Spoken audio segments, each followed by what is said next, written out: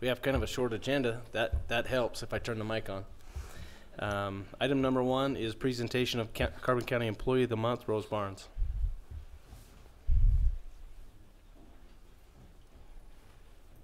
Commissioners, our Employee of the Month is Lynette Equina. She's from the Attorney's Office. And Lynette's been here for almost 24 years. Yeah. And she truly was an inspiration when I first started here. Every day she had a smile on her face. That's one thing I miss, not being close to her any longer. But you know what? You talk about someone who's loyal and dedicated and truly loves their job and loves where she is, and that's Lynette.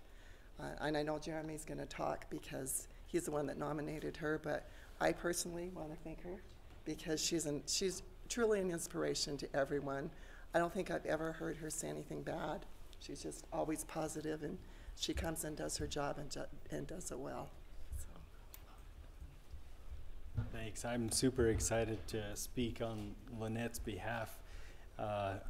You know, her and John just do their work, and it just everything gets done. It's never a worry. She makes sure he's ready to go to court, and John goes and does his thing, and it's just a fantastic team to watch them work. Lynette is so great to work with because, as Rose said, there's never a complaint. She's always happy. She is so reliable. She's always there, making sure everything gets done. She's one of those who never seeks out any kind of recognition or any kind of praise. And we've had some challenges in our office over the last few years. When we went to an entirely paperless system, that required a revamp of every single thing we did in the office. We literally went from a Rolodex to a completely digital system. And that was a major, major process. And she, like everybody, had some concerns about that transition, but she just had a fantastic attitude. Just whatever I need to do that I can help out with, she was happy to do it and make sure that everything got done. Then, more recently, and one of the reasons I nominated her is the juvenile court dictated some changes in the work process again. So we had to revamp the juvenile process, and then probably 3 or 4 months after we reworked that process, they required us to do it again. And all of those changes were new processes and methods that Lynette had to learn and implement and make sure that John was getting the information that he needed to be able to get to court, and she just did a fantastic job. But probably the best example of Lynette and the kind of person that she is this tie. This tie is over 30 years old, and we joke that it's behind a glass. You break it in case of emergency and pull the tie out and wear it to court. We joke that it's the rodeo clown tie. It's always in the office. It's been there for 30 plus years. Well, anyway, one day this tie was torn and had disappeared. And then it showed back up in our office, and Lynette had taken it home and repaired it, just on her own, just to be a nice person. And so, yes, so, Lynette's fantastic.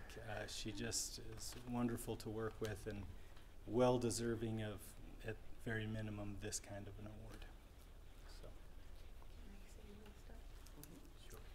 Okay, I kind of been thinking over in my head kind of what I wanted to say too, because I have been here for 24 years, but I kind of have to start at the beginning 29 years ago when I first met John Schindler. He was my divorce attorney. And at that time, I was a full-time student at CEU. I had a part-time job with home health, going through divorce, and I had 6 children. And there were times when I'd go into John's office and I wasn't doing real well. But he was always very positive with me and said, things will get better. And I'd leave his office in tears going, I don't think so. So I graduated from college and started looking for a job and was checking job service every week. And there come the announcement for a secretary for the Carbon County Attorney's Office. So I applied.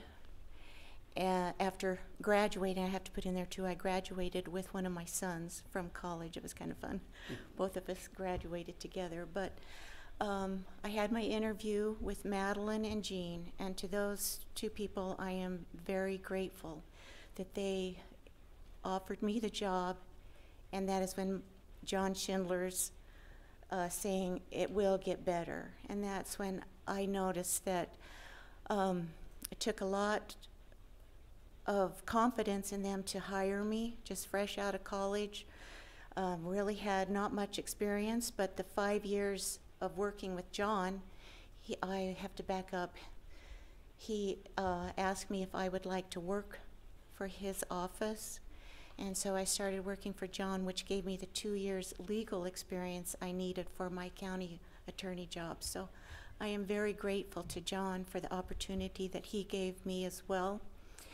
And now I work for the new county attorney, and I just want to tell you how wonderful he is, because he has sat beside me many a time with my computer in tears, saying, I can't do this, I just can't figure it out. And then Shelley and Madeline would come in, and they're very patient, wonderful people. And I want to say how much I have enjoyed my job with the county and the many friendships that I have made that have impressed my life forever.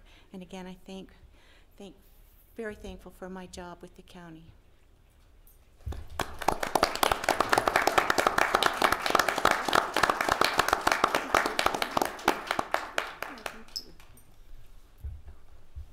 Just to clarify, that was me that was in tears.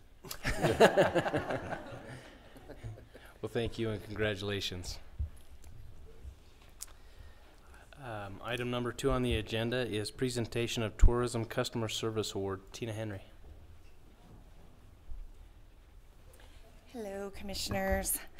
So this is our second month of giving the Super Service Award, and as everyone knows from last month, is we leave it to the community to vote. And so we had 2 nominations this month, and our hospitality committee met, and they chose to receive this award Cindy Curry with Balance Rock Eatery and Happiness Within for providing outstanding customer service and a super service experience. Come on up, Sandy.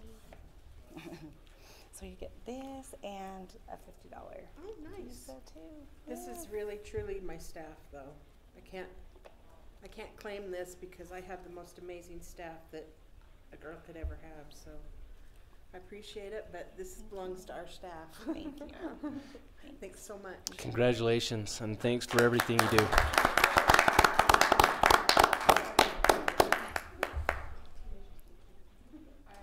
Now, Tina, you didn't give her a certificate to Balance Rock, did you? Okay. Okay. Thank you.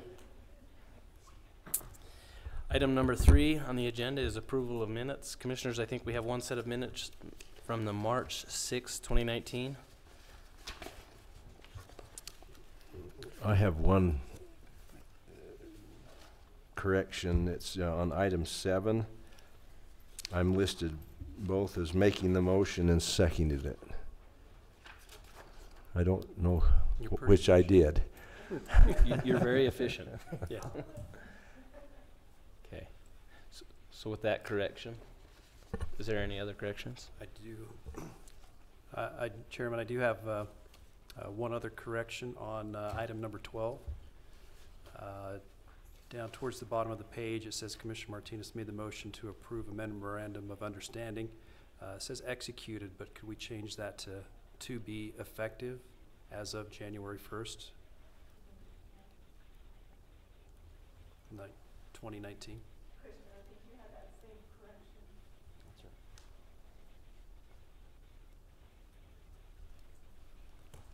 Okay. Any other corrections? I move we accept the minutes. I second. All in favor? Aye. Item number 4 on the agenda, consideration of possible approval of professional services agreement on-call services. I'm not sure who's taking this one. Commissioners, I think this is a services agreement with Johansson and Tuttle Engineering, correct? And simply sets forth rates at which they'll perform services. It's also kind of known as a master services agreement. So if we have individual jobs, these would be the rates that would be set forth, and then they would just issue an individual work order without having to set forth all the terms and conditions of their master agreement with us. So this would be the agreement we would go to if we had if we have random small jobs that need engineering services. Wouldn't preclude us from having a separate agreement if we have a larger project, but simply it sets forth terms that we can that we don't have to reapprove each time we use them on a job. Okay. Commissioners, I'll move that we accept this on-call service agreement for professional services with the stated rates between Johansson and Tuttle in the county. I'll second that. Any further discussion? All in favor? Aye. Motion passes. Item number 5 on the agenda is consideration of possible approval of a 2019 cooperative agreement for Utah State University Extension Services. This is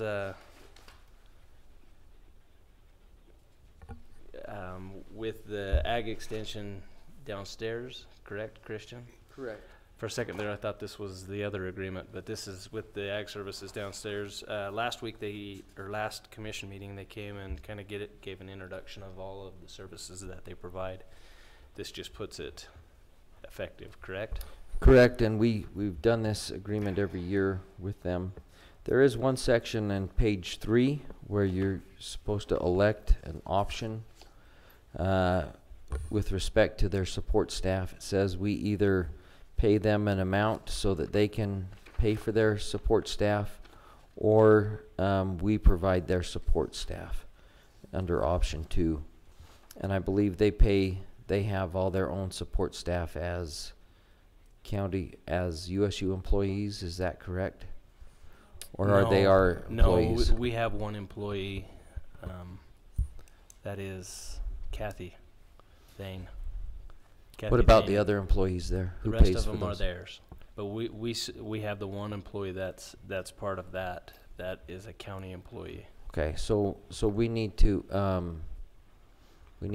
X out option 1 and probably circle an initial option 2 on that paragraph 3. Okay. And then also paragraph 4 says any equipment or property purchased by USU shall remain as property of USU, and that each party will provide the other with a current inventory of its property. I don't know if you've received this annually or not. My opinion would be, I don't know that they produce that inventory to you. If they have, great, but if we don't get that annually, I think we ought to just X that provision out. In other words, we shouldn't be saying we're going to exchange a list of inventory if we're not actually doing that. Seth, do you know if you've received any annual inventory? So I would suggest, I don't know what the point of that would be, because it says whatever is theirs, and what is ours is ours. If there's a concern about getting that mixed up, then we ought to require them to produce that. Otherwise, if we don't care, we ought to pull out that provision, I would suggest. I just have a question, do we know even what we have with them that's county owned? Is there an audit that inventories everything the county owns? There may be, but I'm not aware of one at this point. I can definitely look into that. Maybe we should ask them first, before we sign it. Maybe we should, I assume somebody would be here. Usually Ellen's here to introduce this agreement. Maybe we ought to ask them if they're going to give us an inventory, and then if they are, let's leave that provision in. But if they say, well, no, we've never done that and we're not going to, then we can cross that out, unless you want that inventory prepared. I just think it'd be good to know, have it clear, if there's stuff that we're purchasing there that at some point may end up having to be decided on who owns what. It would be good we knew. I agree. So maybe we could we can approve the contract in general, generally, but get a little more detail before we sign it with respect to that. Yeah, and I guess I'm not interested in what they purchase and own. But Just we if- want to know what have stuff we purchased? we might have that they may be using. Yes. Correct. Okay. Yes. Commissioners, would we want to table this then, to have further discussion, to clarify that, see what the county owns before You could approving certainly this? do that, sure. That's one option. I think if we, the contracts sort of spells that out already, but. It does. It does say that, and we could simply sign it and send it back and say, we're mindful of this provision. We would like to have that information from you. You could do that. That's true. Good with that? Yeah, Fine with that. I'm okay with that. So I'll make the motion to enter into this cooperative agreement for Utah State University Extension Service between them and the county with the changes in Section 3 to cross out option 1 and opt into the option 2. I'll second that. We have a motion and a second. Any further discussion? All in favor? Aye. Motion passes. Item number 6 on the agenda, consideration of possible approval of State of Utah Department of Administrative Services, Division of Facilities, Construction and Management Lease Agreement, contract number 08-1160. Commissioners, recently we had a changing of offices where the chamber moved out of 2100, Suite 2100, and moved downstairs where the Department of Ag was. That is Dave's office, and they moved upstairs. They have an opportunity, one, to provide rent to the county, and the other part of that is they are also bringing additional services to our area. This is an agreement with that. Christian, you have anything else to add to that? When I was reviewing it, there's a section here on section 15 about giving notice, if they have to give notice to the landlord or we have to give notice to them. There's a mistake there. The county commission chambers or your offices are Suite 2700. The space they're renting is Suite 2100. So under section 15, we should handwrite an initial and cross out Suite 2100 and handwrite in Suite 2700. And with that, I've reviewed it and I don't have any concerns about it. I would note that it is a 7-year contract, but it can be terminated by either party with 30 days notice. So if we get down the road here and realize $500 is not sufficient rent, we can simply indicate we're going to terminate it and in the meantime possibly renegotiate it or end it at that point. Okay, possibly if they bring in other employees, need other areas of the building, they may want to renegotiate Sure. that contract as well. For the record, Christian, what number was it? Because it was said a couple times there. We just want to make sure. Suite 2700 is the county commission section of the building. They are renting Suite 2100, but in section 15 it incorrectly states that the county commission is also in Suite 2100. Oh, okay. But the county commission is not going to be where they're Perfect. going to be. Thank you. Well, there's no other discussion. I'll make the motion that we accept the lease agreement, contract number 08-1160, and with the correction in section 15. I'll Yep. second that. We have a motion and a second. All in favor? Aye. Aye. Thank you. Motion passes. Item number 7, consideration of possible appointment of the Housing Authority Board and Southern Utah Health Department Board. Commissioners, in our packets, you've probably noticed that we didn't receive any applicants for either one of the boards. Christian, at this point, we can re-advertise or we can solicit somebody, is that correct? I think you could do either one, but you'll need to approve that person in the next commission meeting. Correct. And I think if you receive, if you do receive an application that's not solicited, I think you're required to at least consider that. Okay. But yes, you can go ahead at this point and do what you need to in order to fill the position. Commissioners, do you have a take on what you would like to do? Do you want to re-advertise or try and solicit somebody to fill those positions? This is the second time that we've tried to fill this. I think at this point we should directly solicit this position, these positions. I'll second that. All in favor? Aye. Aye. I think one way to do that would be to contact the Housing Authority Board and the Health Department and see if there are any individuals that they think might be qualified or fitting for those positions, and have them help us steer us in the right direction. Item number 8, consideration of possible approval of an interlocal agreement with Emery County to perform building inspections for unincorporated portions of Emery County. Christian. Commissioners, this is an agreement to provide building inspection services for Emery County, which does not have its own building inspector. Would enable them to hopefully save a little bit by using a locally based building inspector, namely right here in Carbon County. Todd Thorne and Ryan Monson would provide that service. The agreement sets forth rates that would be required to be paid for those inspections. Emery County would have to pay those, so it would be Emery County that would be paying the county, and those would be due within 30 days of the services being provided. So that would mean it would be up to Emery County to gather those and collect those fees from their residents, and then we would simply receive one check from Emery County for all the services provided. And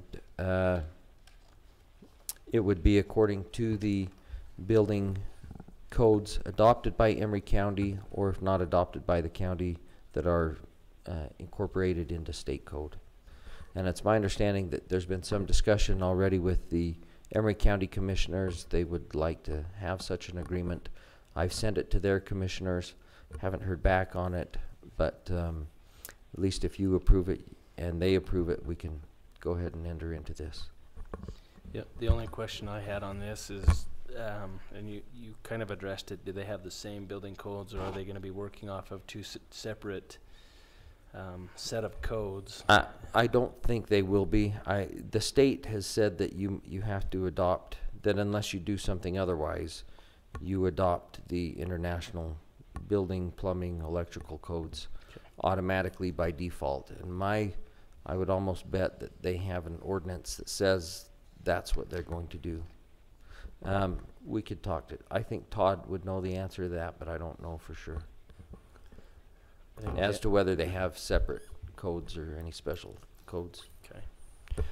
I would just make mention that Emery County Commissioners asked us to look at this, and Todd put a fair amount of work into it. We have agreements with Helper City and Wellington City similar to this, and they feel like they could handle the workload that is in Emery County right now, because there's not much going on over there. So I agree. it's Todd's recommendation, since they asked that we might do this, and that would actually help continue to fund our building department in a little more positive financial way. I think it also creates a savings for Emery County over what they've been doing. So Yes, they've been hiring a engineering firm to do some of their inspections out of Salt Lake, so they're paying travel and a fairly steep fee for that individual. Yeah, and I think it's a good thing that we work with Emery County, our friends to the south. So I move that we approve this interlocal agreement with Emery County to perform the building inspections for unincorporated portions of Emery County. I'll second that. We have a motion, a second. All in favor? Aye. Motion passes. Item number 9, consideration of possible approval of grant amendment to the Intergenerational Poverty Plan Implementation Pilot Program. I can probably talk to this one. Tristan, you want to step forward? Tristan's with the AOG office, and just in short, this $75,000 grant, all it's doing is changing the expiration date of it from the third quarter of this year to the end of the year. You have anything to add? No, that'd be correct. Like, it's just extending that out to the end of the year because we didn't actually start using any of that funding till the beginning of this year. So it just gives them a full year to collect reports and get that data compiled. So it's really just an extension and no more funds, no more anything. We'll just have it spent out by the end of the year. So. Okay. So I'll make the motion, we accept this amendment to that intergeneration poverty plan. Okay. I'll second that. We have a motion and a second. Any further discussion? All in favor? Aye. Aye. Thanks, Tristan. This comes to the best part of the meeting. I motion He that wins. we adjourn. We are adjourned. Buckle up and drive safe. Thank you.